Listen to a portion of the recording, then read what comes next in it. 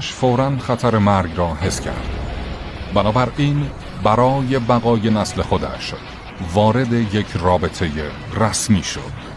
اما بعد از گذشت مدتی با خودش فکر کرد که چطور چنین تصمیمی را گرفته.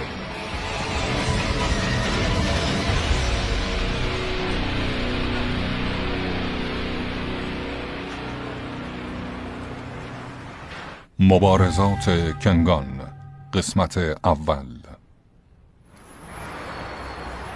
انتشارات نوگی. یاماشیتا، این ماه هم کارتو کامل انجام ندادی. خیلی شرمندم قربان.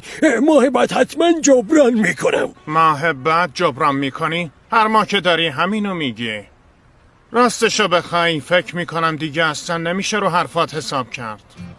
ای بابا، بازم رئیس گیر داده به این یاماشیتای بدبخت. آره، همه کارهای سختو میده به این بنده خدا. گوشت با منه یا نه؟ من گوشم با شماست قربان. چه برو فکر میکنه کیه با پارتی رفته اون بالا نشسته. کاش منم مثل اون یارو قوی بودم، اون وقت میدونستم چه بلایی سر این مرتی که بیارم. کنه زده به سرم، چون زور ندارم مجبورم سرخم کنم.